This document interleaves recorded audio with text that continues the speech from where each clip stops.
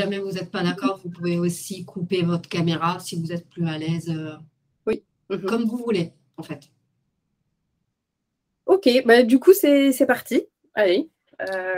Donc, déjà, bonjour à toutes et à tous. Donc, moi, je suis Mathilde Bermond, UX stratégiste et UX designer.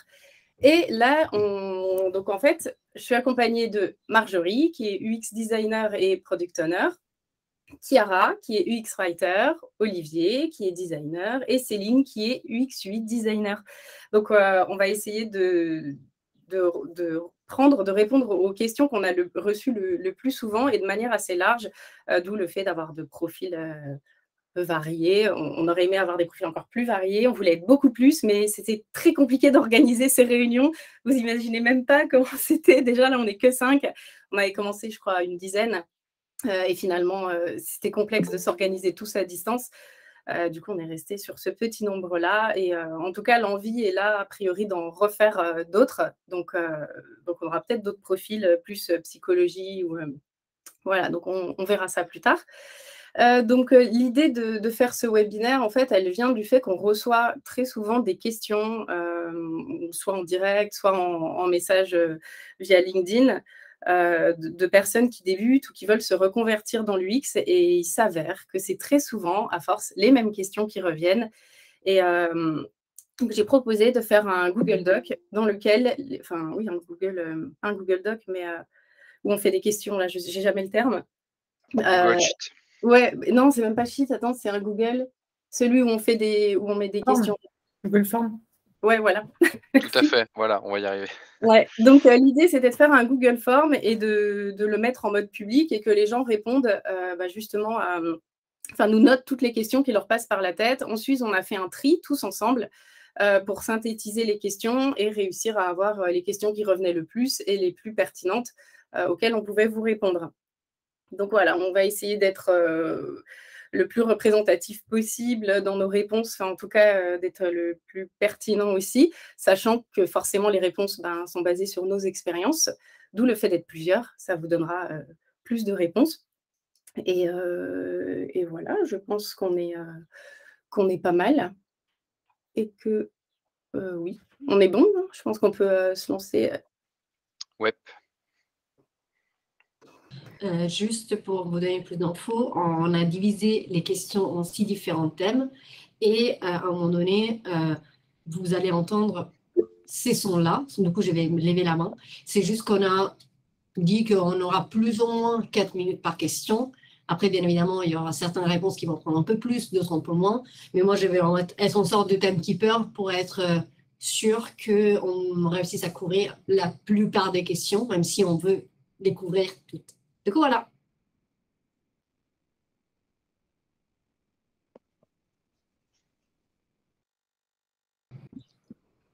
Alors, première question. Ouais, vas-y, Chiara.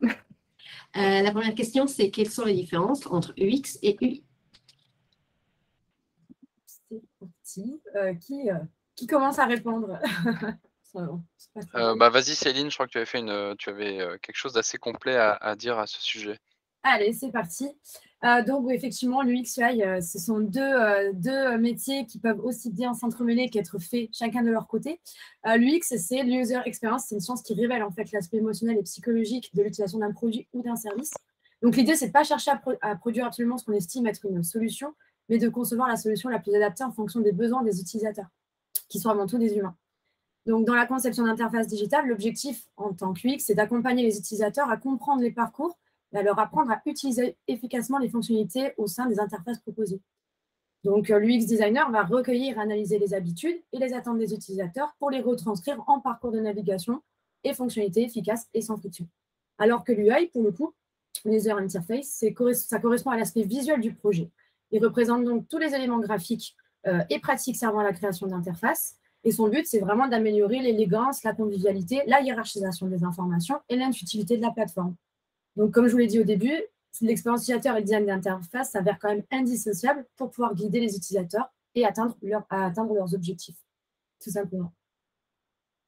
Je passe la balle à mes collègues qui veulent compléter. Ouais, juste pour, effectivement appuyer ton discours, je vais faire très rapide. Ce qu'il faut se dire, c'est qu'aujourd'hui, bah, finalement, l'UX, c'est aussi un métier qui se détache parce qu'on voit qu'il y a de l'UX research, il y a de l'UX stratégie, il y a de l'UX analyst. Donc finalement, l'UX en soi, ça veut un peu tout et rien dire, parce que finalement, l'UI, même vraiment la brique UI, c'est presque finalement une brique dans l'UX. Donc il faut vraiment se dire que finalement, l'UX design, c'est, on va dire, c'est vraiment un cheminement et un process très large dans lequel l'UI, est une brique qui vient s'inclure dans la démarche. Donc moi j'ai tendance à dire, faut pas essayer heu, de voir une scission nette et précise parce que parfois on se rend compte aussi que la frontière est assez floue entre l'UX et l'UI. Voilà. Et du coup, pour peut-être synthétiser un petit peu tout ça, avec cette idée de brique, pour résumer, l'UI, c'est vraiment tout ce qui concerne l'interface en elle-même. Et l'UX, c'est tout ce que vit l'utilisateur, c'est l'user experience. Et donc, ça concerne ce qu'il y a avant l'utilisation de l'interface. Donc, ça va être tout ce qui est lié au marketing, tout ce qui est lié aussi au SEO, comment on arrive sur un site, par exemple. En tant qu'utilisateur, je vis une expérience avant d'y arriver. Il y a pendant, donc pendant, c'est vraiment la UI, du coup, qui est primordiale. Et après, tout ce qui peut être appelé, ça fait partie de l'expérience aussi. Mais là, c'est plutôt du SAV, des choses comme ça. Donc, en fait, l'expérience, c'est beaucoup plus large. Et l'UI, c'est juste une partie de l'expérience. Voilà. Quelque chose en plus à ajouter? Vous avez encore 1 minute, vous avez été beaucoup trop fort. Si jamais il y a des questions dans le chat aussi, on n'a pas été assez précis, n'hésitez pas à rebondir, pour qu'on puisse, creuser le sujet. Et puis, si on n'a pas le temps, on en reparlera à la fin, de la session de Même, questions. même allumez votre micro si vous avez un retour à chaud de la description qui a été faite par ces 3 personnes. Oui? Bonjour. Bonjour. Je voudrais juste demander si on doit expliquer la différence entre le IS et l'UI à quelqu'un qui ne s'y connaît pas du tout, en termes très clairs, comment est-ce qu'on peut le faire? Tout simplement, l'expérience émotionnelle, c'est vraiment l'UX. Et l'UI, c'est le design d'interface. Donc, c'est vraiment l'aspect de l'interface sur lequel l'utilisateur va naviguer. Il y a un schéma qui est assez sympa, c'est l'iceberg, souvent qui est utilisé pour parler un peu du X et du Y.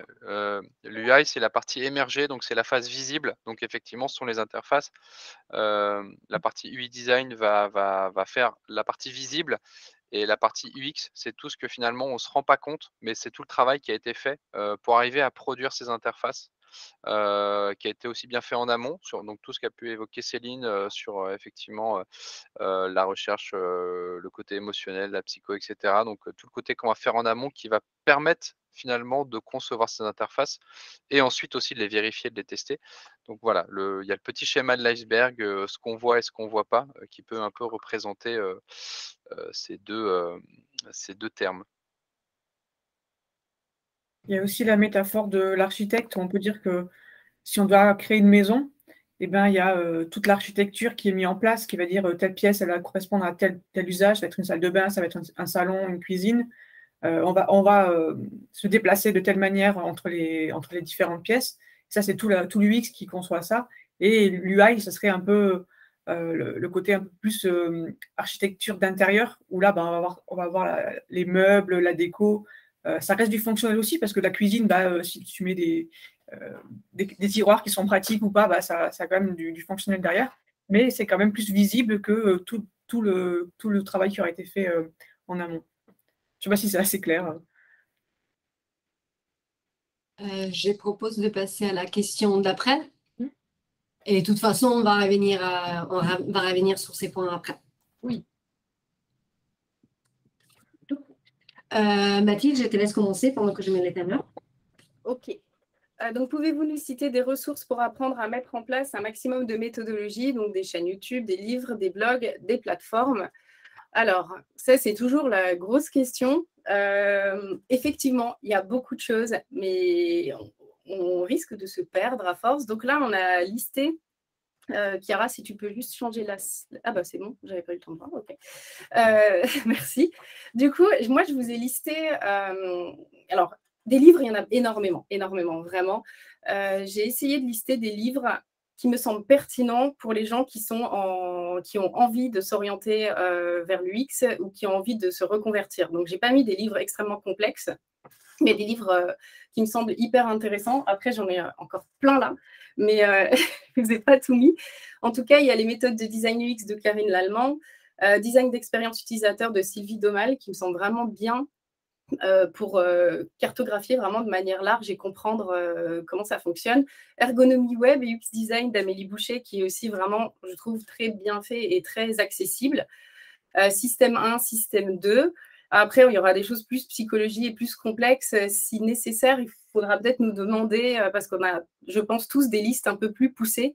Mais là, j'ai essayé de faire simple. Côté podcast, alors moi, je ne regarde pas de vidéos. Je suis très mauvaise, je ne regarde pas sur YouTube, je n'ai pas le temps. Donc, j'écoute beaucoup de podcasts. Donc, je vous ai noté Parlons Design, les podcasts de NN Group, Design Plus, Un poil du X, Hémisphère droit, Côte ou Dans la tête du client.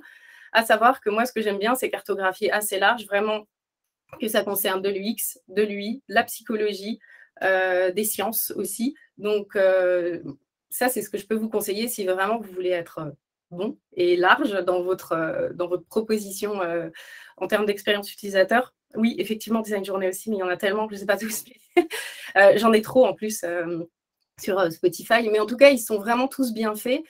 Il y a ça, les sites web, la Usability CNN Group aussi, où il y a pas mal de... c'est les seules vidéos que je regarde en fait chez eux, parce qu'elles sont très courtes et c'est sous-titré aussi, c'est bien. Enfin, sous-titré, en tout cas, on peut lire en même temps.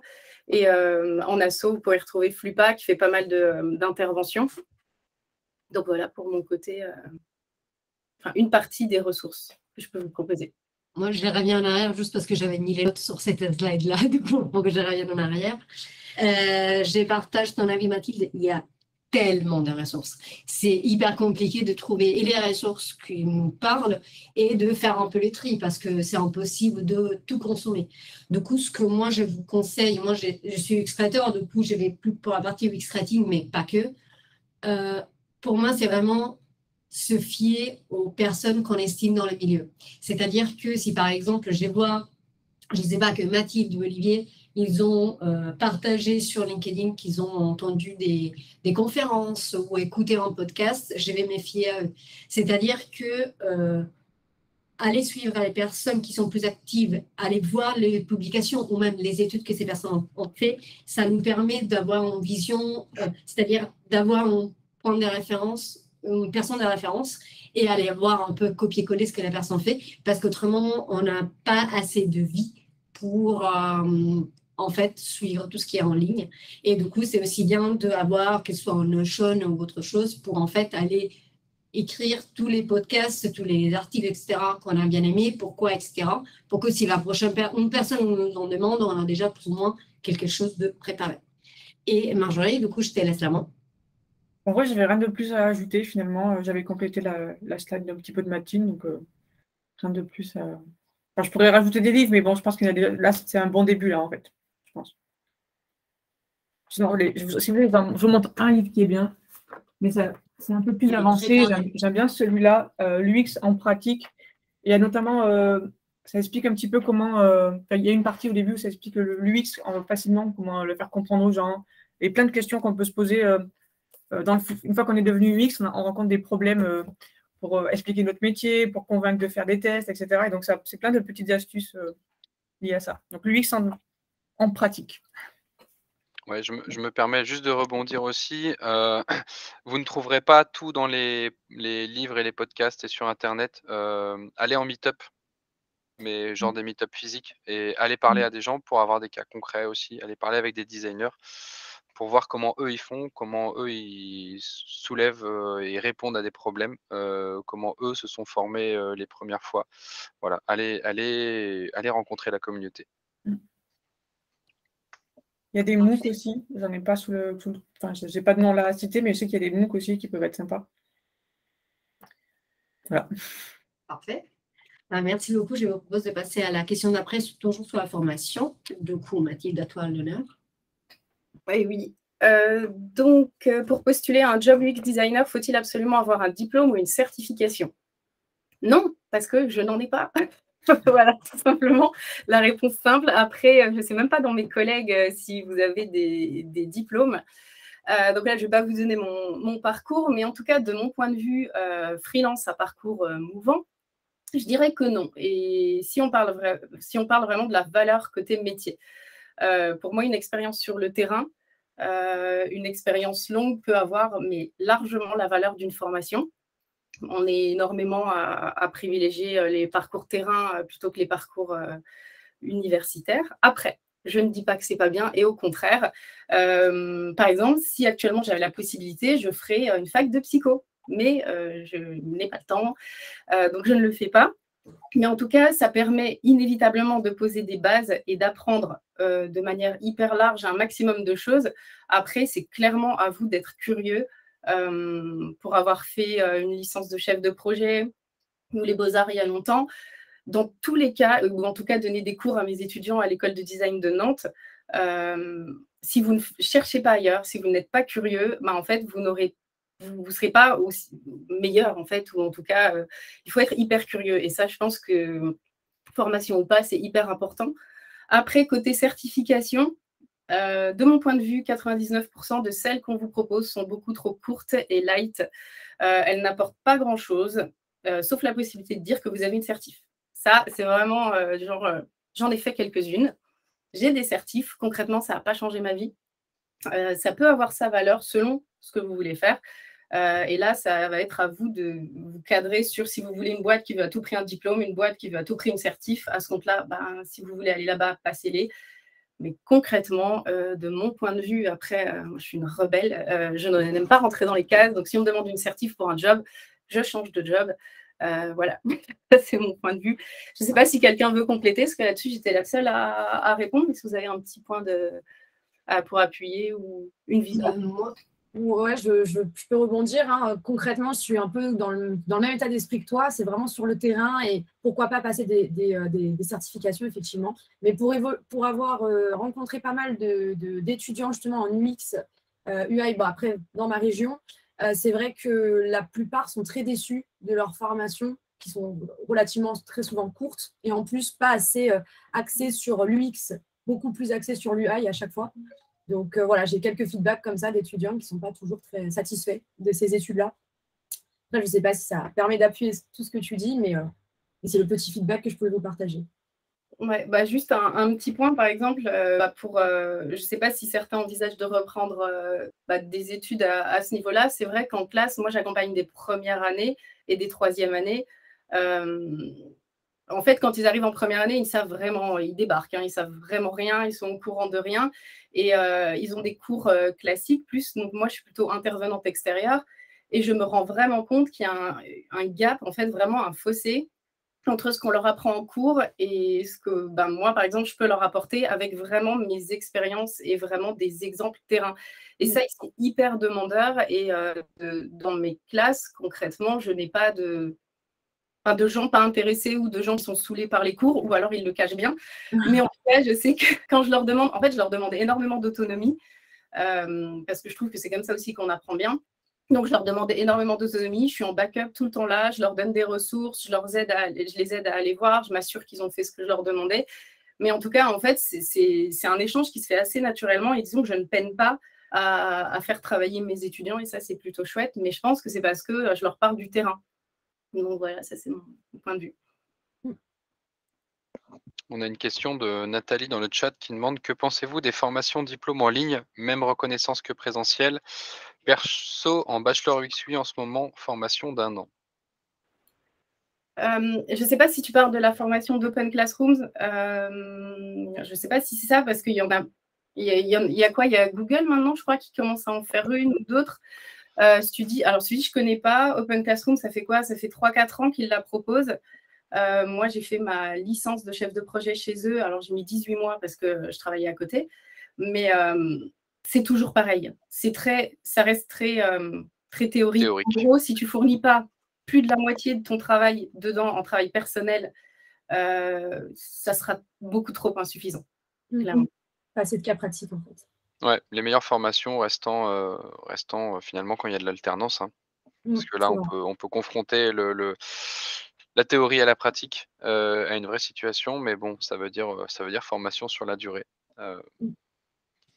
Et si je peux ajouter autre chose avant de passer à la question suivante, ces points-là, c'est pour n'importe quel domaine, en fait. C'est sûr que la formation qu'on peut avoir à l'école ou à l'université veut nous donner une base, et une base surtout théorique, mais après, c'est toujours à la personne de l'exploiter au maximum et de réussir vraiment à l'utiliser. Du coup, pensez pas que l'université va vous préparer, mais ça, c'est pas par rapport aux formations X-Design, c'est en général. Si vous avez déjà fait des cours universitaires, vous savez que ça doit être une base, et ça reste une base. Et après, c'est aux personnes d'aller s'intéresser et explorer de leur côté. Est-ce que ça vous va si on passe à la prochaine question? Juste on prend cette question. Allons-y. Ok. Alors, du coup, je prends ta question avec avec cette question-là. Du coup, est-ce que les formations et valorisantes sont celles qui nous permettent de construire un portfolio? Ici, ma question, c'était plutôt sur les mentorats et les stages. Mais oui, en effet, tout type de formation, qu'elles soient en formation, on va dire, officielle, c'est-à-dire avec l'université ou non officielle, c'est-à-dire en programme de mentorat, etc., ça t'aide dans la création d'un portfolio, mais ce n'est qu'une des choses que qu'on est censé faire pendant ces types de programmes-là. Pour revenir plus dans les détails à cette question sur les mentorats et stages, oui, il existe, mais oui, ça reste une minorité. Moi, je suis Wixwriter depuis et je viens de participer à un mentorat organisé par Hexagon UX. Dans les panels des mentors, il y avait qu'un Wixwriter, content designer, c'est-à-dire Gladys Gagnocchi. Mais moi, je n'étais pas la seule personne qui travaille dans le Wix-writing en tant que mentee. Du coup, oui, il existe des mentorats et des stages qui ont des formateurs en Wix-writing. C'est-à-dire, le Wix-writing, comme les content design, c'est qu'une partie du design. Du coup, il y a aussi des personnes, par exemple, Fatia, qui est Wixwriter chez Libby, qui a décidé d'avoir comme mentor Zaliata, designer qui s'est fit, pour en fait travailler et sur l'X-Writing, mais pas que, du coup mieux comprendre aussi les enjeux en général du rôle et la collaboration avec d'autres profils. Du coup, ce que je veux dire, c'est qu'aujourd'hui, les content designers restent une minorité sur les marchés, et du coup, ça se reflète aussi dans les mentorats et dans le stage. Cela dit, plus de personnes vont être intéressées à ces mentorats et ces stages, plus de mentors il va y avoir avec des spécialisations sur l'X-Writing et content design. Mais si, par exemple, vous voulez participer à un programme de mentorat et il n'y a pas exactement les profils que vous cherchez, par exemple, un content designer senior, c'est pas grave. C'est-à-dire, c'est pas ça le but. Chercher d'autres mentors qui vont vous aider sur les content design, mais aussi sur d'autres choses, par exemple. Ça, c'est ma réco par rapport à ça, parce que je comprends qu'aujourd'hui, les marchés, que ce soit stage, que ce soit le mentorat, n'est pas assez large pour que toutes les personnes qui vont monter en compétences aient des seniors. Parce qu'aujourd'hui, il y a beaucoup plus de juniors que des personnes seniors. Est-ce que cette réponse vous va? Vous avez des questions plus spécifiques par rapport à ces points? Vous pouvez soit allumer les micros, soit écrire dans le chat. Ou sinon, je garde 5 minutes de moins et je passe à une autre question. 3, 2, 1. Bah, parfait.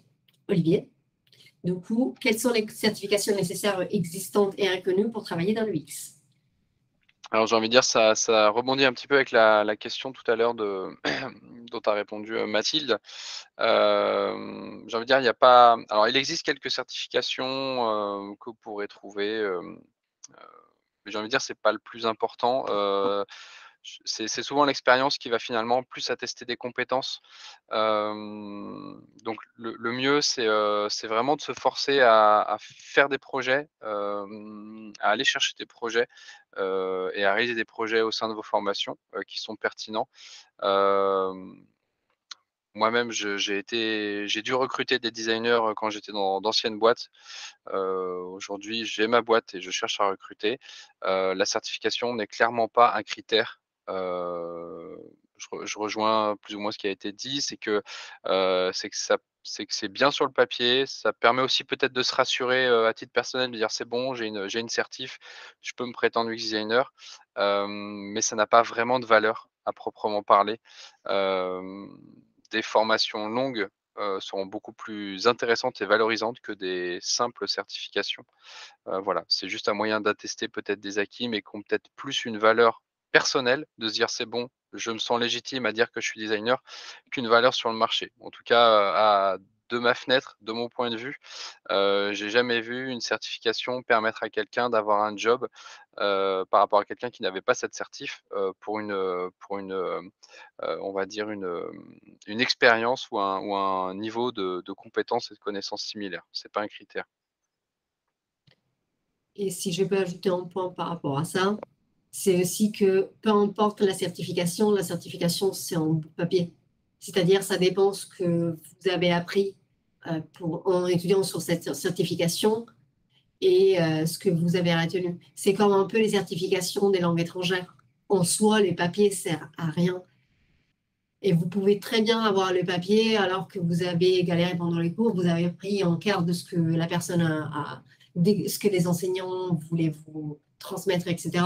Du coup, c'est ce que dit Olivia Everest, c'est-à-dire c'est une base, ça peut rassurer la personne, mais ça doit rester une base. Du coup, ne vous limitez pas à ça parce que ça va être la base sur laquelle vous allez être challengé aussi. Et surtout qu'il y a des certifs qui sont relativement faciles à obtenir. Il y a la certif UX de Google, il y a l'UX Alliance qui propose l'UX PM. Je veux pas dénigrer, mais c'est relativement accessible. Donc, je pense pas que ça fera la différence sur le marché, sauf si on monte sur des certifs un petit peu plus hautes. Il y a notamment l'UX PM 2 et 3, je crois, chez l'UX Alliance. Mais voilà, donc ne pas se focaliser là-dessus. Par contre, il y a des écoles qui ont bonne, je pense au Gobelin, je pense au Laptop, forcément, qui ont bonne presse et qui peuvent être un gage, un critère de qualité sur un CV. Mais là, on n'est pas sur des certifs, on est sur des formations qui sont un peu plus longues. Et ouais, t'en avais marqué d'autres. Il y a aussi, effectivement, on va pas cracher dessus, l'école de design de Nantes Atlantique qui fait beaucoup d'efforts pour être très, très bien placée. Et en tout cas, je crois qu'ils sont placés dans les meilleures écoles de France maintenant. Donc pour ça, effectivement, il y a énormément de travail qui est fait de l'équipe là-bas pour être vraiment bon. T'en avais listé d'autres peut-être Oui, il y a le CV qui a une bonne formation. L'avantage encore plus, c'est que les classes sont plutôt petites. Il y a Lisa aussi qui sort des très bons profils. Alors l'Open Classroom qui est différent, mais qui à son niveau est pas plus mal. Voilà, les écoles se multiplient, même à Paris, il y en a beaucoup avec l'école du multimédia, ce genre de choses. Les formations se multiplient et il faut l'avouer, d'année en année, de meilleure qualité parce que justement les intervenants se seniorisent. Les écoles savent maintenant de quoi elles parlent, contrairement à il y a peut-être 4 ou 5 ans. Et du coup, les formations progressent. Et je pense qu'il faut bien faire la différence surtout entre ce qu'on va appeler une formation qui va être genre 5 jours, où là, clairement, et j'en ai fait quelques-unes, même dans certains que tu as nommés, et en vrai, c'est plus de l'acte de présence. Hein. À la fin, j'avais quand même ma validation des 5 jours. Tu vois, franchement, j'aurais pu me connecter et participer qu'à la moitié. Je pense que j'avais aussi le truc à la fin. Donc là, disons que c'est un peu moyen quand même. C'est assez dur. Moi, j'ai énormément de mal à trouver maintenant des formations qui sont beaucoup plus complètes pour des profils seniors. Ça, clairement, je crois que ça n'existe pas. On ne peut plus, à un certain moment, apprendre plus. Mais par contre, les formations longues, je crois que c'est le Laptop qui propose je ne sais pas si on va dire certification ou pas, mais en tout cas des formations de plusieurs semaines. À mon sens, c'est au minimum ce qu'il faut. Les formations de 5 jours, de 3 à 5 jours, c'est pas... C'est un piège. C'est un piège au portefeuille, clairement. Ouais. Parce que c'est minimum 2 000 € à 3 000 €. Et franchement, c'est pas bien, on va se faire taper dessus. Mais... Non, mais c'est vrai. Non, mais faut être honnête. Faut être honnête. Moi, je trouve que c'est pas correct de présenter des formations aussi courtes et de promettre à des gens de devenir designer au bout de 5 jours. C'est un mensonge. Soit vous êtes déjà designer et vous avez besoin comment dire, d'être réassuré, ou vous avez besoin d'aller piocher des choses dans l'information très particulières qui vous permettent d'acquérir les petites choses qui vous manquent, ou peut-être notamment, je sais pas, vous avez besoin de faire une formation précise sur l'accessibilité qui va être voilà, qui est un sujet très pointu. Mais si c'est pour voir tous les sujets de l'UX UI en 5 jours, ça n'a pas de sens. Je me permets de vous couper pour passer à la question suivante, si ça vous va, sur la reconversion. Donc, comment basculer vers l'UX en étant designer web? Des conseils sur une grosse reprise d'études. Ça rejoint pas mal la question d'avant. Oui, complètement. Moi, pour le coup, j'ai fait cette reconversion-là il y a quelques années maintenant. Donc, j'étais designer web, intégrateur aussi. Et je pense qu'en fait, pour pouvoir de toute façon basculer vers l'UX, il faut avoir d'abord des qualités indispensables. Je pense vraiment, il faut vraiment être sensibilisé à ça et avoir ces qualités-là au prime abord. Donc, savoir écouter, avoir de l'empathie et apprécier aussi de travailler en intelligence collective, c'est-à-dire aussi savoir se remettre en question et ne pas avoir forcément, on va dire, toujours ces hypothèses qui priment sur les autres. Apprendre à mesurer l'impact de ces conceptions. Donc, par exemple, voilà, pouvoir avoir envie de savoir et apprendre à les mesurer sur tout ce qui est social, environnemental, ce genre de choses. Après, c'est aussi d'avoir cette envie de cultiver la motivation sur les plateformes avec une approche toujours centrée sur l'utilisateur final. Et puis, je pense qu'à partir du moment où on met en place de toute façon de l'écoute et de l'empathie, on est déjà en train de faire de l'UX. Et donc, si on est autodidacte, on peut aussi apprendre énormément de choses sur le web. Et comme on l'a dit jusque-là, pourquoi pas passer des formations certifiantes si vraiment c'est nécessaire.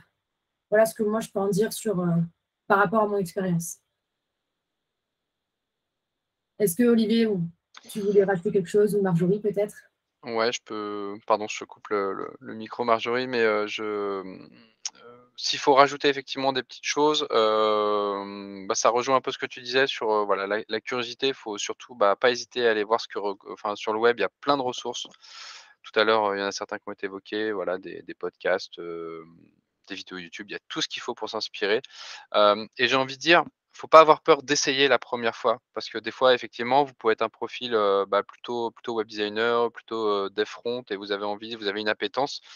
En fait, faut pas faut peut-être se dire: «Bah, OK, là, ce projet-là, moi, je me permets, de vouloir essayer», et du coup, ça peut être des petites choses, ça peut être des petites actions. Commencer par, prendre l'initiative peut-être de faire des questionnaires pour aller voir les utilisateurs, faire des premières interfaces et les faire tester. Même si votre commanditaire, même si votre client l'a pas demandé, voilà, prendre les devants, essayer, peut-être se trébucher, mais c'est pas grave. Mais au moins commencer à essayer et pas attendre forcément, parce que sinon vous aurez pas de première expérience. Et en fait, c'est comme beaucoup de métiers, c'est en faisant qu'on apprend et c'est en faisant qu'on s'améliore. Donc voilà, faut se donner peut-être les moyens et l'opportunité, d'oser essayer, et surtout se mettre dans un mindset, que le designer, en tout cas le designer qui fait de l'UX n'est pas un designer solitaire. Donc, il faut vraiment se mettre en mode, je vais commencer à travailler de manière, constructive et collaborative. Et donc ça rejoint aussi ce qui a été dit sur le fait, voilà, d'apprendre à écouter les autres, mais pas que les utilisateurs, aussi ceux avec qui vous allez travailler, donc des développeurs, des chefs de projet, des PO, des BA, voilà, peu importe avec qui vous travaillez, des data scientists. Mais commencer en fait à rentrer en mode, je travaille pas pour moi, je travaille pas que pour mon client, mais finalement je travaille pour un produit qui va avoir des usages et des utilisateurs.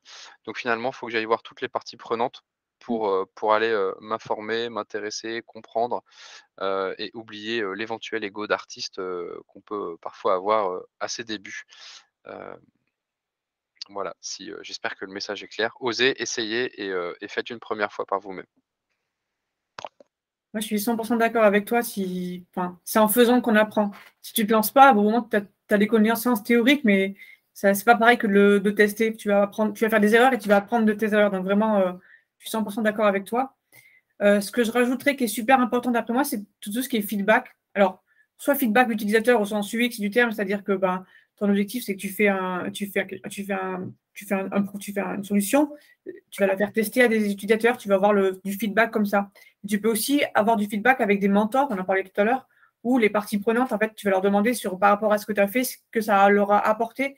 Et en fait, ce genre de feedback, ça permet aussi de t'améliorer. Donc, que ce soit voilà, entre le feedback utilisateur et le feedback au sein de ton projet. Il y a plusieurs questions qui ont été posées dans le chat. Ah. On verra qui veut répondre. On répond maintenant, Cara, ou tu préfères qu'on voit ça après? Qu'est-ce que tu en penses, Mathilde? Je pense qu'il vaut mieux qu'on finisse. De toute façon, on aura la liste des questions après, Ouais, ok. si ça vous va. Oui, oui, Est-ce que je peux poser On une note vos question à questions. Laurent? Oui. Vous m'entendez? Oui. Vas-y, Samantha. Oui, c'est une question orale, je préfère parler. Bonjour à tous. Bonjour. En fait, si j'ai bien compris, vous dites qu'il faut essayer de faire de l'UX pendant qu'on est en poste en tant que designer web, c'est ça? Ou il faut en faire tout seul, du coup? Parce que Bah, toute seule, Si tu es déjà designer web, bah, c'est une bonne idée de commencer à te lancer petit à petit sur les projets que tu as déjà. Oui. Et si tu n'es pas designer web et que tu n'as pas l'occasion de travailler déjà sur des projets, eh bien, éventuellement, avoir un side project, par exemple, c'est-à-dire un projet à côté de ton travail ou de ce que tu fais. En tout cas, mettre en pratique ce que tu apprends, que ce soit, même si ce n'est pas un vrai projet, c'est toujours bien. D'accord, mais quand on est tout seul avec des ressources, en fait, on n'a jamais, c'est pas la même chose que se confronter professionnellement. En fait, Qu'est-ce que du tu coup, entends par toute seule? bah, par exemple, d'aller juste écouter des podcasts ou voir des tutoriels et se faire des projets un peu, d'essayer de construire des choses tout seul. En fait, on n'a jamais le résultat de notre travail parce que c'est pas réel, en fait, ce qu'on fait, c'est juste de la simulation. Et du coup, dans les entretiens, après, quand on essaie de postuler pour des postes d'UX junior, en fait, ça passe jamais. On est toujours que trop junior et c'est hyper compliqué. Oui, alors je pense qu'après, il faut pas se leurrer. On peut pas accéder à un poste d'UX confirmé ou UX senior tant qu'on n'aura pas eu une expérience professionnelle qui puisse prouver qu'on a mené plusieurs projets à bout. Voilà, je pense qu'il faut savoir aussi commencer par le début, de manière tout à Moi, fait humble. je veux être junior, mais même junior, j'arrive pas à accéder. Je sais pas quoi faire, en fait, du coup. Parce que... Et je pense que si tu es designer web actuellement, ça veut dire que tu travailles sur des projets web, tu dois créer des interfaces. Tu es quoi? Tu es freelance ou tu es en agence ou tu es chez Là, entreprise? je suis plus rien. Je recherche un travail et j'ai énormément de difficultés. J'aimerais m'orienter en UX et j'y arrive pas, en fait. Moi, le meilleur conseil, enfin, après les autres pourront peut-être étayer ou dire autrement, mais si tu maîtrises la partie design web et UI, j'ai envie de te dire, retourne dans un poste qui se définit en tant que tel, en tant que UI, mais où tu sens dans tes entretiens qu'il y a une ouverture vers l'UX et qui va te permettre, toi, de profiter de ce poste et de cette entreprise pour monter en UX. Pas forcément, forcément, enfin, moi, je me mets à la place d'un recruteur parce que Heu, je comprends que recruter quelqu'un qui n'a jamais fait d'UX à proprement parler, ça peut être risqué, c'est une prise de risque. Donc mais par contre, me dire: «Voilà, aujourd'hui j'ai un designer UI qui a une appétence pour l'UX», bah, il va peut-être monter progressivement et je pourrais le mettre sur ces sujets-là. Donc je pense qu'il faut plutôt prendre dans l'autre sens et pas forcément chercher un poste avec déjà de l'UX. D'accord, je vois. Merci beaucoup. Et du coup, Olivier Marjorie, quelles sont les qualités et compétences requises pour débuter en tant que UX designer junior, vu que ça, on parlait aussi de ça? Hem, je pense que on va dire, voilà, il y a le profil en T effectivement là comme tu évoques, qu'il faut arriver à déchiffrer. S'il fallait résumer, moi ce que j'aime bien résumer en 3 points, ce que je dis souvent notamment à des étudiants, quand ils vont arriver sur le marché du travail, heu, c'est que, faut trouver son appétence parce que l'UX design finalement, c'est un champ qui est très large. Ça va de la recherche à la conception, au testing et cetera. On s'intéresse à la socio, à la psycho, enfin c'est un métier finalement qui est extrêmement large. Des fois, on y met même la facilitation. Voilà, faire un atelier, c'est de la facilitation, c'est pas du design au sens pur. Voilà, faut arriver à trouver son appétence dans tout ça, dans tout ce bourbier. Et surtout, le designer, à mon sens, aujourd'hui, il a un travail de médiateur assez centrique parce il va venir travailler avec des utilisateurs, avec des devs, avec des chefs de projet, avec tout un tas de personnes. Donc, faut aussi avoir conscience que le designer, il doit savoir travailler en équipe et il a un rôle clé assez pivot sans vouloir se lancer plein de paillettes. Mais voilà, c'est important d'avoir cette posture-là et de se dire: «Le designer, c'est plus aujourd'hui quelqu'un qui travaille tout seul dans son coin comme ça a pu être il y a quelques années, où on lui file un brief, il va faire son truc et il va livrer». Voilà, donc il faut avoir ce côté un peu communicant, un peu relationnel, et forcément, bah, ça va être un ça, j'ai envie de dire, c'est le top 1 et dans les autres tops, s'il fallait en mettre, pour moi, c'est la capacité d'analyse qui est très importante parce qu'on reçoit énormément de feedback de plein de personnes. Et surtout, faut laisser de côté son ego. Il faut accepter la critique, parce qu'on va en recevoir plein. Forcément, on produit des fois quelque chose, donc forcément, c'est soumis à la critique. Il faut savoir l'accepter et vraiment de se dire que ce qu'on vient critiquer, c'est pas forcément, de manière négative, c'est une manière constructive. C'est pas moi en tant que personne, mais c'est mon travail. Voilà, faut arriver à mettre de côté un petit peu tout ça et s'intéresser à tous les sujets connexes. Pas forcément maîtriser, pas forcément devenir expert, mais c'est quoi l'ergonomie, c'est quoi la psycho, c'est quoi la socio, c'est quoi l'émotionnel? Voilà, s'intéresser un peu à ces sujets connexes pour comprendre et bien concevoir. Marjorie? Ouais, je complète juste avec du coup le profil hanté. C'est juste un outil, en fait, parmi d'autres, qui cartographie une partie enfin, qui essaye d'être un petit peu exhaustive, mais je pense qu'on peut aller encore un peu plus en détail si on voulait. Qui permet en fait c'est personnel, en fait, c'est-à-dire que chacun prend une grille et définit selon par exemple, là, il y en a trois niveaux. Niveau orange, c'est je maîtrise. Niveau gris, c'est j'ai besoin de m'améliorer. Et blanc, c'est que je ne connais pas encore, je ne sais pas encore faire. Et là, on définit personnellement, voilà, on évalue notre niveau. Et ce qui est important de voir, c'est qu'on sait qu'il y a tout la colonne du haut, en fait, c'est un peu le socle, où il faut avoir un petit peu des notions au minimum. Et après, on va se spécialiser en fonction de ce qu'on veut. Là, c'est vraiment UX pur, on va être plus sur la colonne UX qui va être les compétences vont s'accumuler. Quand on est designer web, par exemple, on peut avoir la côté conception visuelle, conception d'interaction qui peut être un peu plus qui descend. Et du coup, c'est pour ça que ça fait un T, ça fait de la base, et puis le T, la spécialisation. Et voilà, ça permet juste de s'auto-évaluer, de voir où on en est, et de dire, OK, la prochaine étape, si je veux m'améliorer en ergonomie, par exemple, ce serait peut-être d'aller voir les tests, les audits, etc. Ça permet juste ça, et voilà, je trouve que c'est un outil intéressant.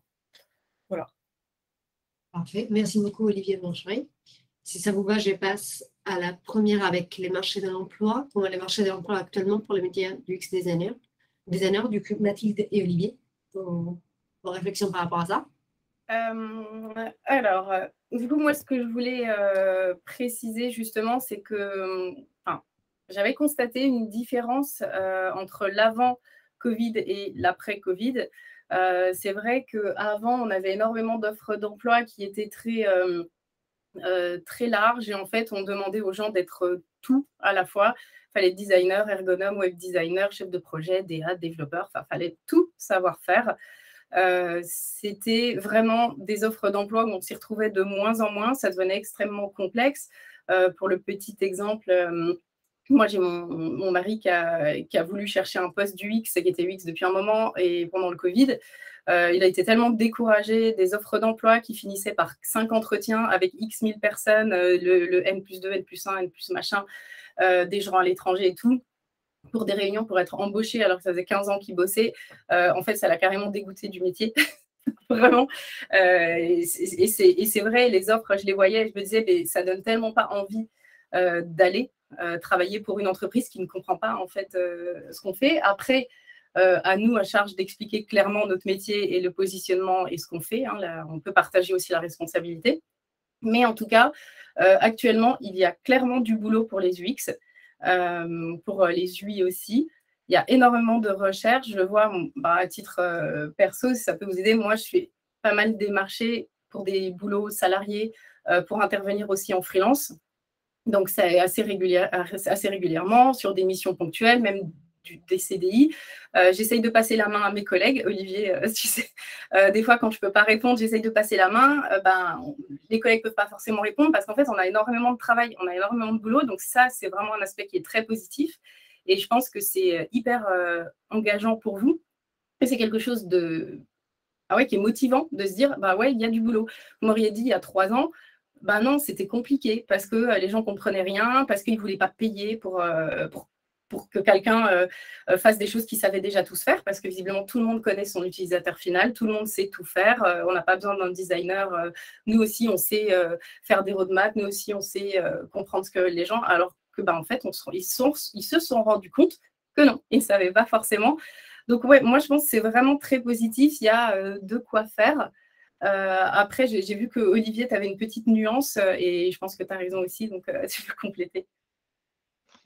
Ouais, alors moi, en plus, j'étais à Paris avant, il y a encore, je suis arrivé à Nantes il y a 4 ans, donc j'ai commencé l'UX à Paris. J'ai la sensation que du coup, le marché à Paris a démarré un petit peu plus tôt qu'en région. Et que là, du coup, il y a un petit décalage peut-être de maturité et de niveau de demande entre Paris et la région. J'ai l'impression parce que j'ai encore beaucoup de clients parisiens et je vois aussi peut-être le degré de différence de certains clients, pas tous, mais de certains clients parisiens qui sont plus matures sur l'UX. Mais sinon, voilà, pour parler vraiment du marché de l'emploi en soi, on va dire que voilà, il y a quelques années, moi je mets ça autour de 6-8 ans. J'ai pas forcément d'idées précises, mais il y a l'UX design qui a vraiment explosé. La discipline s'est démocratisée, il y a eu de plus en plus de demandes, aussi bien du point de vue des employeurs, donc des agences ou des boîtes de consulting ou même d'entreprises qui avaient des équipes design internalisées, voilà, où la demande a été de plus en plus forte. Le marché monte petit à petit en maturité.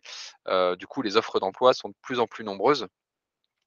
Donc voilà, il y a quelque chose qui est en train de se construire. Il y a un marché qui est hyper dynamique, hyper positif, hyper demandeur. C'est pour ça aussi qu'il y a de plus en plus de formations, c'est pour ça qu'il y a de plus en plus de gens qui se reconvertissent. C'est parce qu'il y a de la demande. Ça, c'est le côté positif. Maintenant, le côté négatif, parce qu'il y a toujours le revers de la médaille, c'est que ça crée aussi un petit buzz. Je ne sais pas si certains ont vu ça, mais il y a encore quelques années, plein de gens s'appelaient web designers. Du jour au lendemain, les web designers sont devenus des UX, UI designers sans forcément maîtriser l'UX. Alors, je leur mets pas du tout je leur jette pas la pierre, hein, mais c'est le marché aussi qui a amené ça. C'est que les gens se sont un peu renommés facilement. Les agences se sont mis à vendre de l'UX et de l'UI, mais finalement sans vraiment faire de l'UX. Donc, on a des clients qui se sont mis à acheter de l'UX, mais sans savoir ce que c'était non plus, en ayant juste l'impression que l'UX et l'UI, c'était le nouveau terme pour dire web design. Donc voilà, il y a un marché aussi qui a été un peu dans le brouillard, un peu dans le flou parce que tout le monde ne maîtrisait pas ce terme, et parce que certains professionnels n'ont pas aussi bien accompagné ou peut-être profité du buzzword ou joué un peu sur les mots. Et encore une fois, je jette la pierre à personne. Je pense que voilà, on est dans un marché en cours de construction et qui doit grandir et mûrir. Ça va se faire petit à petit. Mais c'est ce qui fait qu'aujourd'hui, dans les offres d'emploi, il y a des incohérences parce qu'il y a des recruteurs qui ne savent pas de quoi ils parlent, il y a des employeurs qui ne savent pas de quoi ils parlent, qu'il y a des entreprises qui ne sont pas matures, mais il y a aussi des fausses promesses, il y a aussi on met un peu de la poudre aux yeux. Donc malheureusement, c'est à chacun de faire son tri et d'arriver à détecter les mauvaises offres, les mauvaises annonces. Et là, il y a du travail à faire parce qu'effectivement, des fois, dans le terme UX, finalement, on va vous demander juste de faire des interfaces et peut-être même du dev front et pas du tout du UX finalement. Donc voilà, c'est à chacun d'arriver à faire le tri. Il n'y a pas de règle. C'est la jungle, on va dire. Olivier, je vous propose de passer aux questions d'après. Il est 13h06, on n'est même pas à la moitié des questions. Donc, je vais essayer de diminuer un peu pour qu'on puisse continuer et résoudre toutes les questions et répondre à toutes les questions. Je vais être assez brève sur celle-là, du coup, sur l'X-Creator en freelance. Aujourd'hui, oui, le marché est très jeune. Mais aujourd'hui, on doit aussi penser qu'il y a très peu d'entreprises qui peuvent se permettre d'embaucher un extracteur en interne. Du coup, les marchés jeunes, mais en rapide expansion. Et vu qu'il y a peu de boîtes qui peuvent leur embaucher en interne, il y a aussi des missions freelance. Cela dit, je ne suis pas la bonne personne pour répondre à cette question parce que j'ai toujours été en interne. Mais ce que je vous propose, c'est, si vous avez ces questions-là, d'aller directement voir des illustrateurs freelance qui peuvent vous donner beaucoup plus de pistes. Mais voilà, je voulais juste préciser aussi ce que le marché aujourd'hui est pour l'illustrateur et en freelance, mais aussi dans des entreprises. Du coup, je vais directement à la question d'après. Ouais, alors j'ai un peu répondu tout à l'heure, j'ai fait un mix, mais effectivement, c'est que il faut apprendre à faire du tri, parce qu'il y a une méconnaissance de la part de certains recruteurs ou employeurs ou certains qui jouent avec les termes. Donc voilà, c'est le revers de la médaille de la popularité du terme, tout simplement. Du coup, je pense qu'on ne s'est pas bien organisé pour l'ordre. Je reprends la parole pour comment trouver du travail ou des missions sans être anglophone. Du coup, je voulais juste être sûre parce que anglophone, ça veut dire parler anglais. Du coup, si le problème, c'est de trouver travail en tant que personne qui parle, par exemple, que français, mon conseil, ce serait en fait d'aller travailler dans une entreprise où l'anglais n'est pas obligatoire, c'est-à-dire qu'il n'y a pas encore de localisation de possible ni d'envisageable. Des entreprises qui sont 100% françaises dans ces cas-là, ou espagnoles, ou italiennes, etc., pour avoir des collègues qui parlent français et ne pas être en situation. Une deuxième option, c'est aussi d'apprendre la langue. Aussi parce qu'en général, si vous travaillez dans l'UX, vous savez qu'il y a aussi énormément de ressources qui sont qu'en anglais pour maintenant.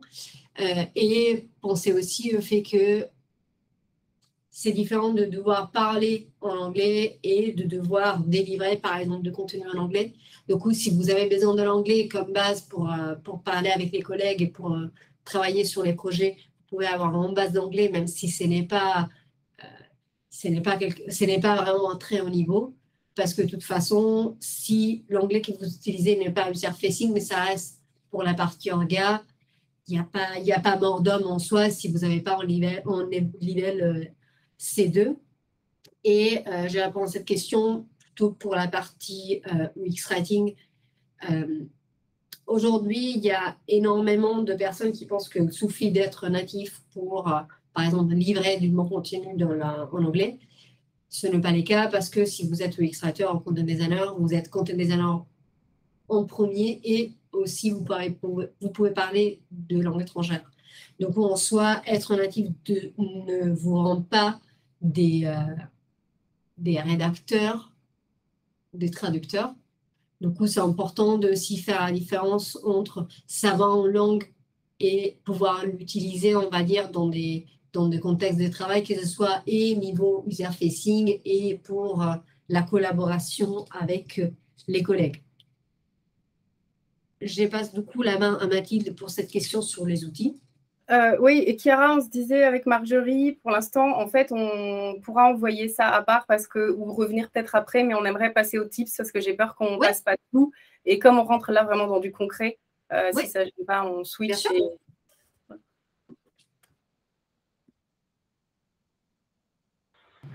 Du coup, Olivier, Céline? Ouais, donc comment faire comprendre à un client l'importance d'un UX travaillé pour l'amélioration de taux de conversion. Donc en fait, c'est vrai que nous, j'imagine même pour toi, Olivier, en plus, on l'a évoqué tout à l'heure, ce n'est pas toujours évident pour les clients de bien comprendre ce qu'est l'UX. Ils ne sont pas tous sensibilisés à ça. Et donc, du coup, pour eux, ce n'est pas palpable. Ils ont du mal à se projeter, ils ont du mal à avoir le retour sur investissement. Donc, notre première mission, en règle générale, c'est déjà de les sensibiliser. Donc, moi, en plus, Marjorie l'a évoqué tout à l'heure, moi, j'adore, pour vraiment leur simplifier la compréhension, j'adore faire des comparaisons avec le fait de construire une maison ou de concevoir une voiture, par exemple. Parce que ce sont des domaines, en fait, sur lesquels ils ont de l'expérience et ils voient très bien le retour sur investissement sur ce genre d'achat, qui est quand même très précis. Donc, c'est vrai que produire une plateforme sans conception, ça revient à construire une maison sans faire de plan préalable ni questionner finalement les futurs habitants sur leurs besoins. Donc, c'est construire une maison sans structure bien pensée, sans accès personnalisé, sans confort. Donc finalement, si en plus les équipements et la déco ne sont pas au rendez-vous à la finalité, comment on peut retenir quelqu'un dans cette maison? C'est pas possible. Ben, en fait, c'est la même chose pour un site ou pour une application mobile où il y a des forts enjeux de conversion. Et en règle générale, ce genre de comparaison, ça fonctionne vraiment bien. Ils arrivent du coup à comprendre les enjeux de l'UX, en quoi c'est important et quels sont les retours derrière, les optimisations et les retours sur investissement qu'ils vont pouvoir dégager avec cette expertise-là. Du coup, je te laisse la main, Olivier, si tu veux compléter. Ouais, bah, effectivement, sur ce que vient de dire Céline, où effectivement l'évangélisation, c'est hyper important. Il faut savoir être pédagogue. À titre personnel, moi, quand on arrive sur des projets où on sent que le client est pas mature, ce qu'on essaye de faire, c'est toujours un petit Rex. C'est-à-dire, on va leur présenter ce qu'on a pu faire sur un autre projet qui peut être relativement similaire.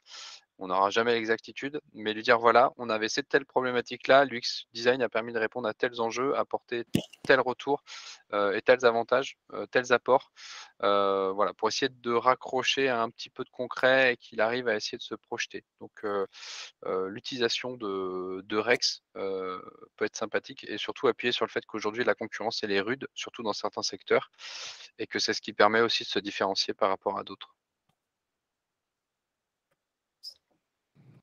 On peut continuer. Si ça vous va, je passe à cette question-là avec Patil. Auriez-vous des conseils à donner pour des jeunes designers préparant des ateliers de design thinking, donc pitch, animation, exercice, organisation, etc. Donc moi, ce que je vous propose, c'est vraiment de créer votre cadre de travail qui peut vous rassurer. Alors après, à vous de trouver ce qui vous rassure, mais en tout cas, de mon point de vue, je m'assure d'avoir toujours défini avec le client l'objectif de l'atelier pour éviter les frustrations. Ça, c'est super important. Je fais vraiment partie des gens qui disent on ne fait pas d'atelier si ce n'est pas pertinent. Et on ne convoite pas 1000 personnes si ce n'est pas pertinent à faire un brief, tout ça. À la base, on est designer, on a un métier, on sait le faire. On n'a pas besoin constamment d'aller chercher 10 personnes, 20 personnes pour faire certaines parties de notre métier. Et ça, c'est important de mon point de vue de le savoir. Il y a des choses qu'on peut faire seul. Après, on peut appeler les autres personnes pour valider certaines choses, pour avancer plus loin et tout. Donc ça, c'est important. Par contre, l'objectif, on le détermine ensemble. Ça, c'est évident. Ce que vous pouvez faire, c'est à mi-atelier. Donc là, vous êtes déjà dans l'atelier. À la pause du midi, demander au client s'il est satisfait de l'avancement. Ça peut être hyper rassurant. Et en tout cas, ça permet d'éviter d'attendre le soir et de savoir si le client est content et a atteint l'objectif. Et là, il vous dit, en fait, c'était pourri. En fait, c'est super gênant pour vous et pour la suite de la mission. Donc, il n'y a pas de mal à demander au client qui a initié l'atelier avec vous s'il est content de ce qu'il récupère en cours de projet. Ensuite, savoir que le timing est toujours trop court. Toujours. Même si vous bloquez tout, vous prévoyez tout, c'est toujours trop court. Essayez de bien définir en fait les durées des différentes parties d'atelier. Notez-le. Essayez de vous y tenir. Si jamais vous débordez, rattrapez un peu après, mais en tout cas, sachez que c'est toujours difficile. On ne sait pas trop comment les gens réagissent. Est-ce qu'il y en a qui parlent beaucoup? Est-ce qu'il y en a qui ne parlent pas trop? Est-ce que finalement, on a fini beaucoup plus tôt? C'est rare. C'est très, très rare. Souvent, ça déborde et à la fin, on se retrouve genre vers 16h quand on se rend compte qu'on ne finit pas à aller trop, trop vite. Et ça peut être un peu frustrant en fin d'atelier. Et c'est vraiment le moment qui va rester. Donc, c'est un peu dommage. Ensuite, pensez à demander aux participants s'ils ont des impératifs pendant l'atelier. Ça, c'est hyper important. Il n'y a rien de pire que de perdre un participant en cours d'atelier. Ça, je vous le dis parce que ça peut être hyper perturbant. En fait, vous tablez sur la participation de personnes et à un moment, il vous dit « Ah tiens, en fait, moi, à 10h, il faut que je parte de 10 à 11. » Sauf qu'en fait, vous aviez hyper besoin de lui. Il est parti et vous, ça vous déstabilise. Et après, vous allez devoir un peu mettre des pansements et essayer de ne pas montrer que vous êtes perdu. Donc, c'est assez gênant. Et ça ne vous met pas dans une bonne ambiance pour la suite. Préparer un plan d'atelier aussi, des slides à projeter sur le plan de l'atelier, ça rassurera tout le monde et vous aussi, au moins vous avez ça sous les yeux et ça justifie de l'avoir sous les yeux si jamais vous n'avez pas une super mémoire. Ensuite, le dernier point que je vous donnerai, j'ai presque fini, c'est de donner les règles à voix haute en début d'atelier, de dire qu'on écoute tout le monde, le temps de parole est équitable, il y a du respect pour tout le monde et ça met vraiment les bases en début d'atelier et ça permet un peu de désamorcer le début. Voilà, j'ai fini. Tranquille. Et du coup, on a les 2 dernières questions. Est-ce que déjà, les participants, est-ce que vous êtes disponibles pour rester une dizaine de minutes, 15 de minutes de plus? Grand maximum. Vous pouvez lever la main ou écrire dans le chat. Il y a beaucoup de oui dans le chat. Ok. Ah, parfait. Vous êtes tous partants. Nickel. Bah, du coup, Olivier, On va je te faire laisse la vite. parole. On va faire vite.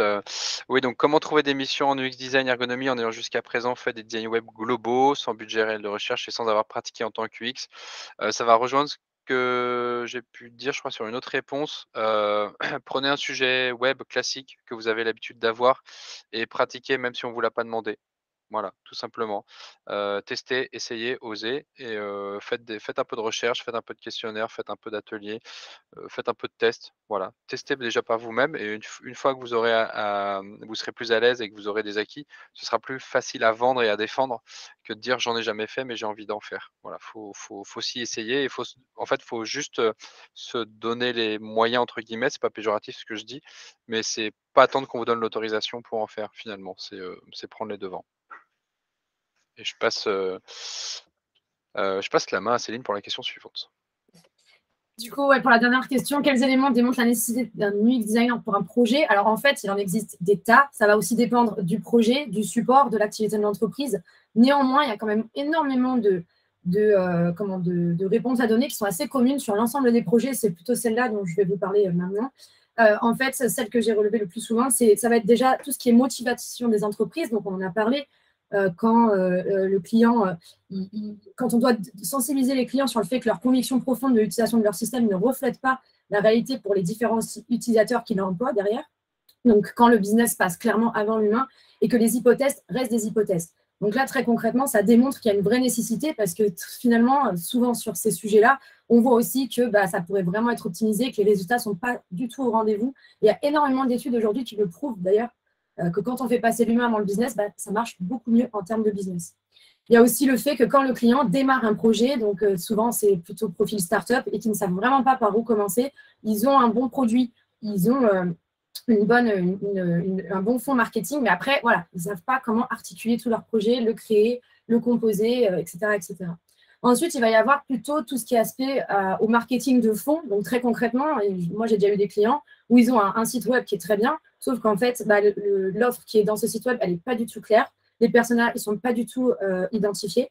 Et on a des avis clients qui sont plutôt négatifs. Donc là aussi, on sait très concrètement qu'il y a un vrai travail de fond de UX Research pour le coup, où on va avoir besoin d'aller au contact des clients finaux pour vraiment comprendre ce dont ils ont besoin et ensuite définir la bonne offre et le bon parcours pour y accéder. Ensuite, il va y avoir tout ce qui est problème de comportement en ligne. Quand on peut analyser aujourd'hui des sites web, par exemple, avec des outils comme Google Analytics ou des outils de heatmap, donc de cartes de chaleur, qui vont quand même pouvoir nous démontrer qu'un site ne fonctionne pas très bien, que les utilisateurs ne cliquent pas au bon endroit, qu'ils ne comprennent pas ce qui se passe sur le site, des taux de rebond, des abandons de panier, par exemple, sur des sites e-commerce, des taux de conversion qui sont faibles, etc. etc. Et en lien, qui est vraiment du coup directement lié à l'UI pour le coup, c'est la hiérarchisation des contenus qui peuvent être parfois chaotiques et qui expliquent du coup les mauvais résultats qu'on a sur les comportements en ligne. Quand le produit n'est pas du tout accessible, par exemple pour les personnes handicapées, ça aussi c'est un enjeu aujourd'hui qui est vraiment extrêmement important à prendre en considération et c'est aussi de la responsabilité du côté UI, comme on le disait tout à l'heure, c'est vraiment une brique à l'intérieur du processus pour pouvoir adapter les couleurs, encore une fois, la hiérarchisation des infos, les typographies, etc. Et puis, quand tout simplement le schéma visuel global de la navigation n'est pas adapté pour le support ou pour le personnage cible, mais donc quand on a des problèmes d'ergonomie, de responsive, etc. etc. Donc, il y a des tests utilisateurs à faire, ce genre de choses. Donc, voilà, globalement, on va dire pour les plus gros points, ça correspond à tout ce que je viens de vous citer. Parfait, merci beaucoup Céline. Du coup, je laisse déjà les merci et je laisse Mathilde conclure cette belle heure ensemble. Yes. Du coup, on a deux possibilités. On a noté, alors j'ai noté en fin de slide, Chiara, les questions.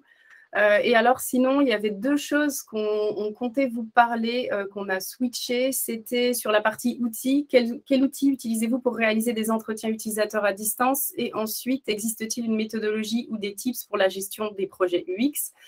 Et on a relevé vos trois questions. Est-ce qu'il y a une réelle différence entre product designer et UX UI designer? Est-ce possible de se former en autodidacte? Et une fois formé, comment faire pour être recruté? ou bien même faire des stages ou rencontrer des personnes du métier. Là, on a eu quand même quelques éléments de réponse. Et ensuite, quelle est la frontière pour le wireframing entre UX designer et UI designer? Quand finit le travail de l'UX et débute le travail de l'UI? Est-ce qu'on a le temps de tout passer? Il reste 8 minutes et si on dépasse un petit peu, on fait ça. Je ne sais pas si ça vous va. Je propose qu'on commence par les questions qui ont été posées directement ici. Oula, désolée. Pas de souci. Il y a la première qui était, est-ce qu'il y a une réelle différence entre product designer et UX UI designer et quelqu'un veut la prendre? Moi, je vais répondre très simplement non. Voilà. Moi, j'aurais dit oui. Un peu plus troll, mais ok, ça me va bien. Moi, j'aurais dit oui aussi, mais dis-nous pourquoi non, Olivier, et on dira pourquoi oui. Non, parce que c'est des guerres de chapelle sur des titres de designers. On s'en fout réellement. Ce qui compte, c'est ce que vous aimez, ce que vous avez envie de faire en UX et en UI. Savoir que, enfin voilà, il y en a des fois, ils disent ouais, le product, il a une connaissance du business, machin bidule. En même temps, si en agence, tu travailles sur des projets, tu n'as pas conscience des business de ton client, c'est un peu embêtant. Donc, non, pour moi, c'est juste des titres et on s'en fout. Ça va, dans 5 ans, ça va rechanger, donc il ne faut pas se prendre la tête. Ouais, je rejoins quand même l'avis d'Olivier. Moi, ma réponse troll, c'était que les product designers, c'était les web designers qui ont voulu changer de nom, qui sont passés en UX, et puis maintenant, c'est les products. Et puis, voilà, comme tu dis, ils auront bientôt le prochain mot qui buzz à la mode. Voilà. Donc, voilà, c'était ma réponse troll. Moi, si je nuance, c'est pour moi, je dirais que l'UX ou l'UI designer, il peut intervenir, alors pas tous, mais de manière plutôt ponctuelle dans un projet, alors qu'un product designer, il va intervenir du début jusqu'à la fin du projet. Mais ça, après, ça va dépendre de là où on a envie d'aller. C'est comme disent Olivier ou Céline. Mais effectivement, il y a des aspects, quand la personne garantit, pour moi, le product designer, il va être vraiment plus proche du chef de projet avec une sensibilité UX. C'est comme ça plutôt que je le vois. C'est là où moi, j'ai la difficulté, c'est qu'en étant plus sur la partie stratégie, je me rapproche vraiment du product designer. La problématique que je rencontre, c'est que maintenant, les clients me demandent de faire toute leur gestion de projet. Et là, je me retrouve un peu embêtée parce qu'en fait, je n'arrive plus à faire correctement. Enfin, si j'écoutais mes clients, je n'arriverais plus à faire correctement mon travail de recherche qui est pour moi hyper important et sur lequel on voudrait mettre que sur du cadrage global de projet, genre créer un cahier des charges et tout ça. Donc, en fait, c'est vrai que le problème, ça devient un gros mélange et c'est hyper compliqué. Et c'est là, comme disait Céline, je crois, ou Olivier, de prendre là où on veut aller, en fait. Et affirmez-vous ce que vous voulez faire. Ouais, c'est vrai que là-dessus, c'est de définir son périmètre d'action, en fait. C'est sûr et certain. Parce que, par exemple, en UX, comme on le disait tout à l'heure, si on est vraiment dans la recherche, vraiment en amont, c'est quand même une énorme brique quand on peut être UX sans pour autant faire de la recherche vraiment très, très, très approfondie en amont. Donc après, ça dépend et on peut être plus vers la partie fonctionnelle où on va aussi pouvoir driver les développeurs, beaucoup échanger avec eux, faire de la gestion de projet. Voilà, c'est vrai que ça dépend où on place son curseur et où on délimite finalement son périmètre d'action. Sur la seconde question, sur la possibilité de formation en autodidacte, les stages, et alors il y a eu des éléments de réponse qui ont été donnés aussi sur le fait de faire des meet-up et tout ça. Je ne sais pas si quelqu'un veut rajouter quelque chose. Non, bah meet-up et puis encore une fois, pratiquer sans demander l'autorisation, parce que ça ne viendra pas tout seul. Et je sais que c'est toujours le serpent qui se mord la queue pour rassurer celles qui vont dire « Ah, bah, c'est facile, ils disent vous n'avez qu'à faire ça et ce sera simple, ça va marcher. » Ça marche pour tous les jobs, pour tous les stages. On ne vous donne pas de stage parce que vous n'avez pas eu une première expérience, mais si vous n'avez pas cette première expérience, vous n'aurez jamais cette première expérience. J'ai eu la même chose quand j'ai voulu chercher un job alimentaire dans la vente. Je n'avais jamais fait de vente, donc on ne me confie pas un poste de vente. Du coup, je n'en ferai jamais, donc j'en aurai jamais. Il y a une part où il va quand même falloir aussi se forcer, se booster et sortir, rencontrer du monde. Et clairement, pour moi, le réseau joue énormément. Et si vous attendez chez vous que ça tombe, même si vous faites les choses bien, envoyez les CV, faire correctement vos portfolios, en fait, c'est vraiment le contact qui va vous aider de connaître un tel qui connaît un tel. Et surtout, n'hésitez pas, je pense, à demander de l'aide aussi. Moi, j'ai eu des phases où moi, je suis à mon compte depuis 15 ans. Ce n'était pas tout le temps facile. J'ai eu des phases extrêmement compliquées. d'où la phase où j'ai cherché de la vente pour manger. Et justement, à ce moment-là, je me suis dit, OK, je sors un peu de mon cadre, je vais aller faire des activités périscolaires avec les enfants, je vais faire du dessin avec eux, je vais donner des cours. Et en fait, je suis sortie de mon cadre, j'ai donné des cours, ça m'a donné la possibilité de revenir dans mon job après. Donc, je pense qu'il faut vraiment, en vrai, l'expression n'est pas belle, je ne vais pas la dire, mais il faut se bouger. Il faut rencontrer du monde, pas hésiter à demander, suivre sur les réseaux. N'hésitez pas à, si on peut vous aider, on le fait aussi. Alors, on ne peut pas vous consacrer tout le temps, beaucoup de temps. À un moment, moi, je n'arrivais plus à répondre à toutes les demandes et tous ceux à qui j'ai dit je pourrais vous aider si je peux et que je ne l'ai pas fait, je suis désolée. Mais à un moment, j'ai plus le temps. J'ai même plus le temps pour moi. Donc, ça devient compliqué de répondre à tout le monde. Mais c'est pour ça, l'idée de ce webinaire aussi, c'est de pouvoir concentrer un maximum de réponses et aider les gens qui auraient des questions. Donc, n'hésitez surtout pas à aller vers les gens. C'est ce que je dirais le plus important. Je voudrais juste ajouter une chose par rapport à ça. Je pense qu'il faut y croire et il faut que les personnes voient les potentiels en vous. Parce que si vous-même, vous commencez à présenter pendant même les portfolios, commencez à faire les entretiens où on voit que vous êtes pas sûr à 100%, etc., vous devez avoir vraiment le faux, je dis pas quoi, mais vraiment y aller, essayer, je dis pas démentir, c'est pas ça, mais en fait, il faut que les personnes voient les potentiels en vous, parce que tout ce qui est hard skills, etc., on peut tout apprendre dans la vie. Mais il faut que la personne, on peut voir, elle dit, bah, je sais qu'aujourd'hui, ce n'est pas le titre qui est sur ton CV, mais je vois dans tes yeux où tu veux arriver. Je sais que tu peux y arriver. Du coup, je pense que c'est pour ça, c'est hyper important aussi de, même si vous êtes tétanisé, vous avez peur, d'essayer. Dans les pires des cas, ça ne marche pas, c'est pas grave. Mais faut que la personne qui envoie le CV, qui fait l'entretien, y croit, parce que sinon, vous ne pouvez pas donner cette charge à la personne qui vous écoute. Et juste pour approfondir ce que tu dis, Chiara, c'est vrai, n'hésitez pas. Alors, c'est un peu compliqué parce qu'on dit on va pas rivaliser à faire des portfolios de dingue, trop beaux, on cherche des métiers du X, on ne va pas non plus faire des trucs trop compliqués. N'hésitez pas à être peut-être un peu plus direct, à contacter certaines personnes sur LinkedIn quand vous cherchez un job. Enfin, moi, je sais que ça joue pas mal quand j'ai cherché mon poste de... C'était quoi déjà chef de projet, ça m'a tellement pas marqué, de chef de projet que, en fait, j'y suis allée franco. Mes lettres de motivation, elles étaient très directes. Je faisais un effort et tout. Je sais que ça peut être compliqué et je sais que c'est chiant, mais en fait, dites-vous que si vous le faites pas, d'autres le feront. Moi, c'est toujours ce qui m'a motivée en fait, et ce que je me dis, ok, si je le fais pas, en fait, les autres vont le faire, et du coup, ça me met une hargne supplémentaire en me disant, du coup, je veux le job à la place des 50 autres. Et franchement, c'est hyper motivant, donc n'hésitez pas.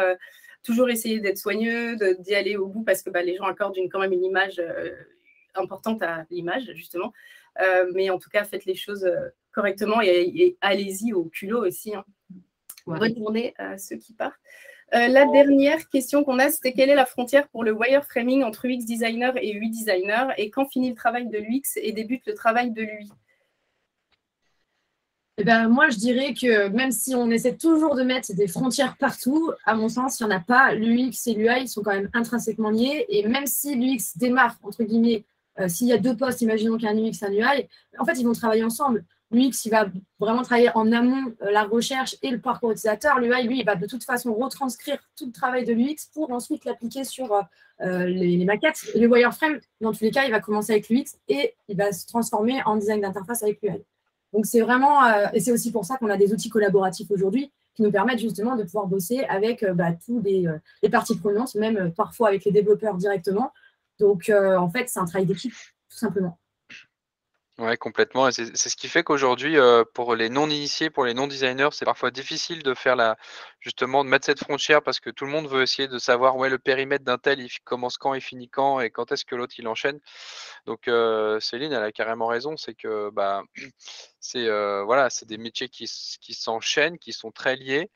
Et du coup, si vous êtes amené à travailler en binôme entre UX et UI, c'est à vous de trouver en fait à quel moment vous allez vous enchaîner, enfin comment vous allez collaborer, comment est-ce que vous allez vous répartir un peu les tâches, et dans plein d'équipes, dans plein d'entreprises, ça se passe de manière différente. Il n'y a pas une façon de faire, il y en a plein.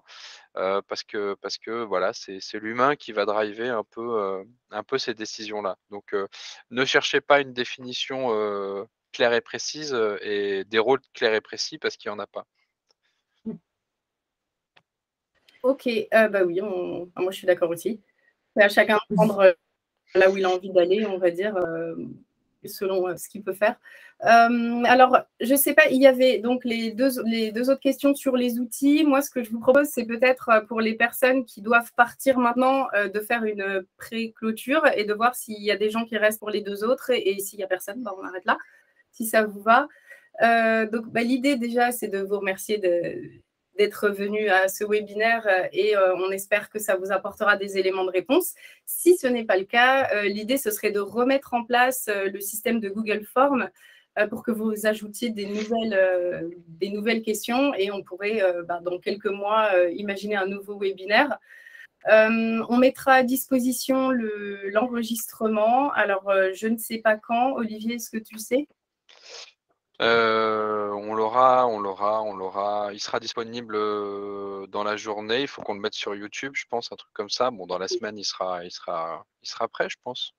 Ok, donc on le copiera dans le Meetup pour ceux qui sont là, comme ça vous aurez le lien. Ça, et après, on vous notera peut-être les ressources aussi en message dans le Meetup ou peut-être des slides. Enfin, en tout cas, on essaiera de vous donner pas mal d'infos pour que vous puissiez les retrouver.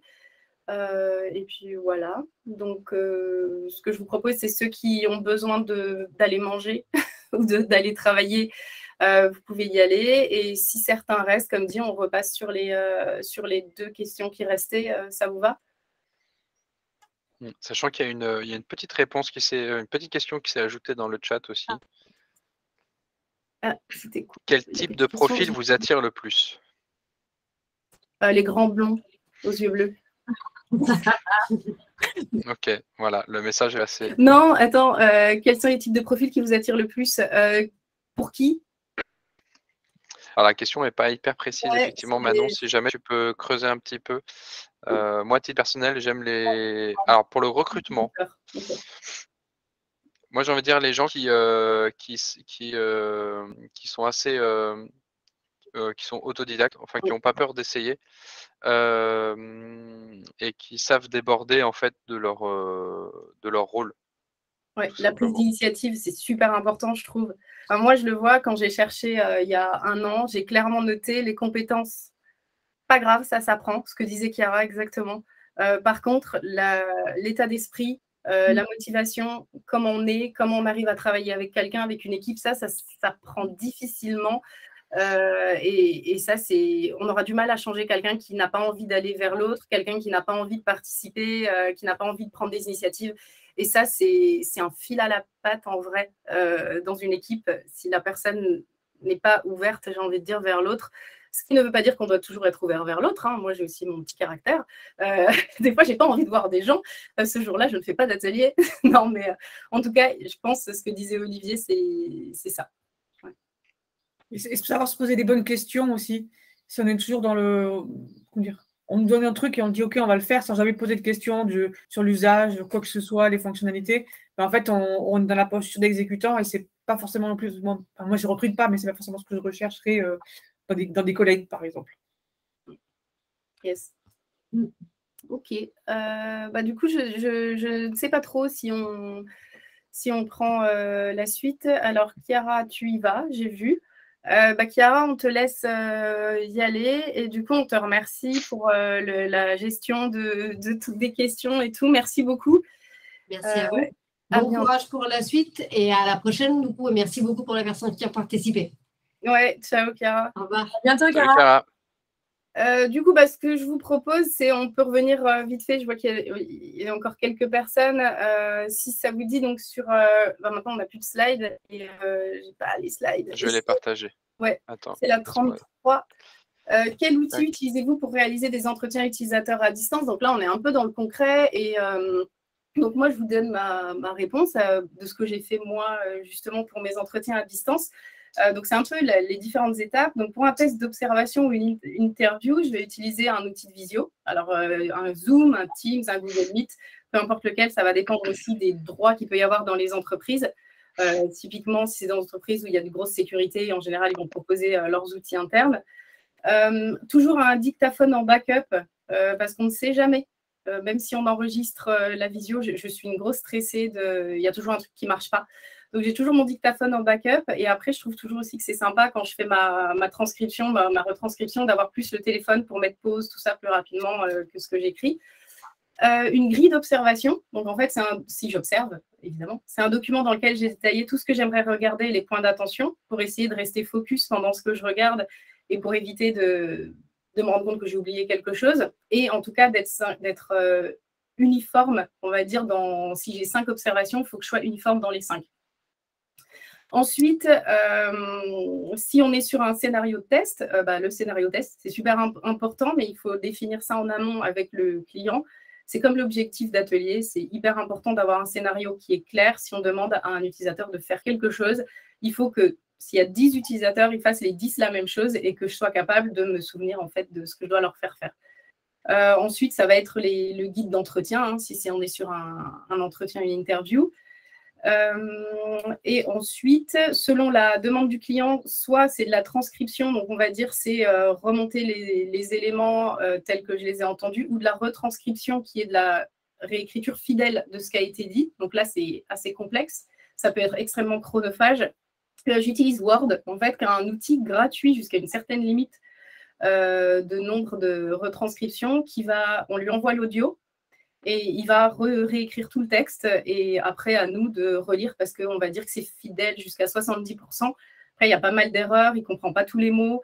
Donc, il faut tout relire. Et donc, je rectifie en écoutant ma vidéo ou ma bande audio.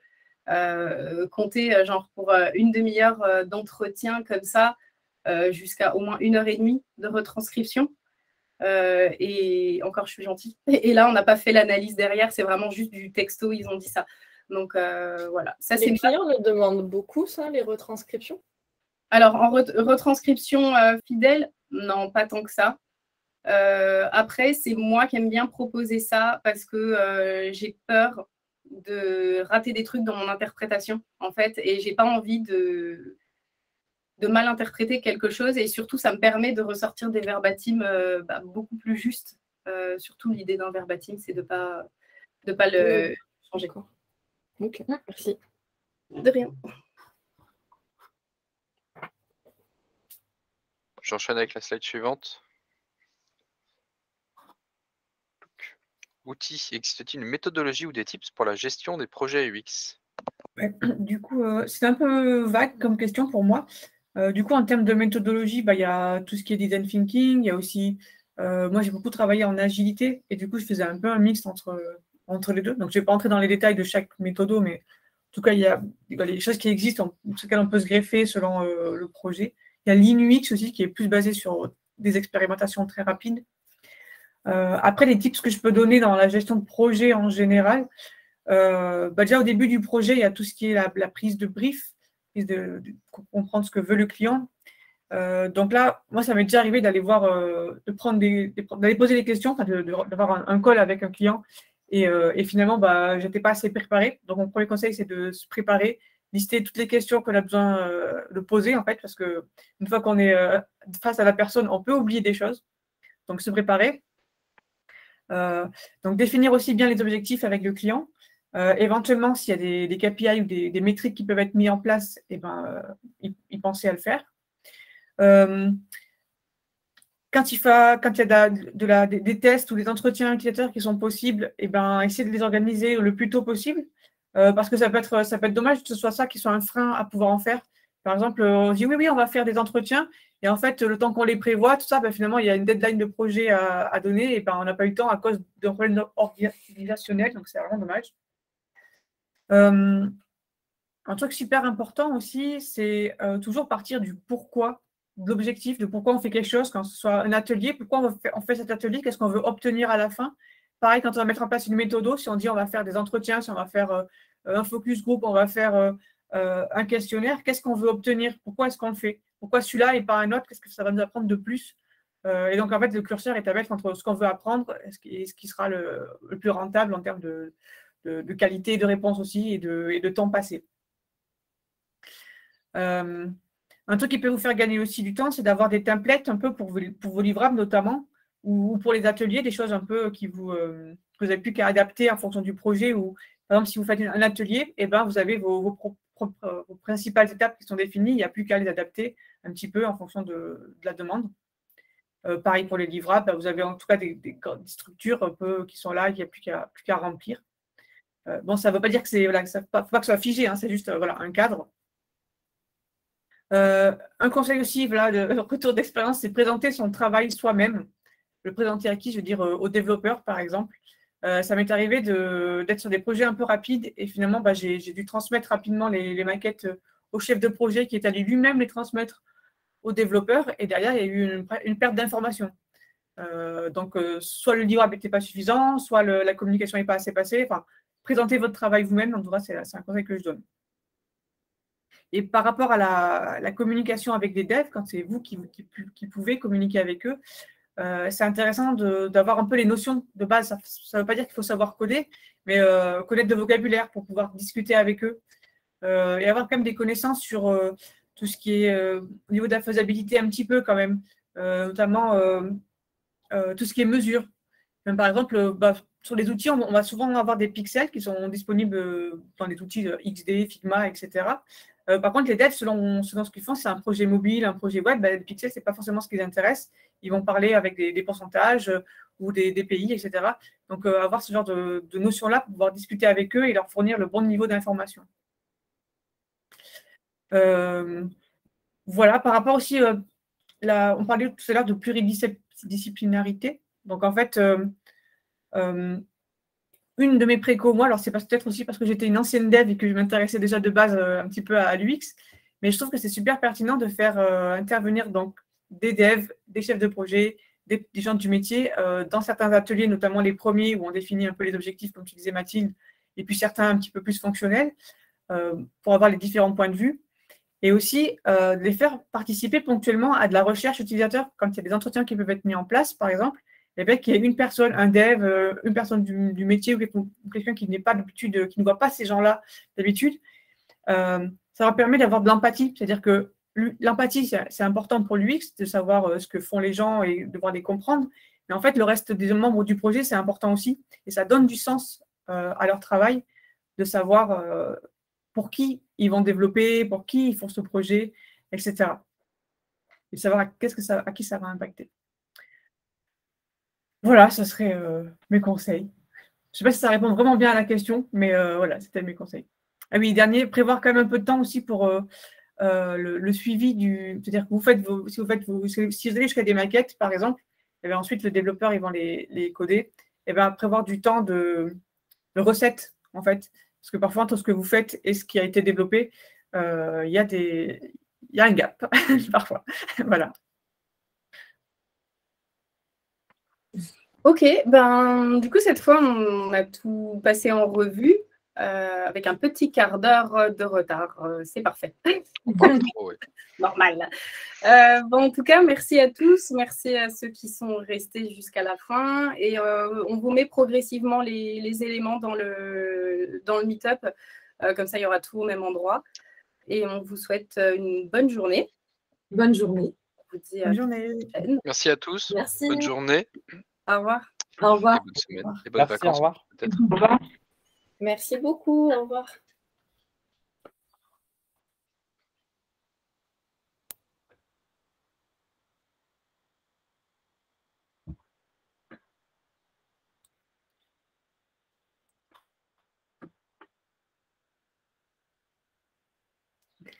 Salut.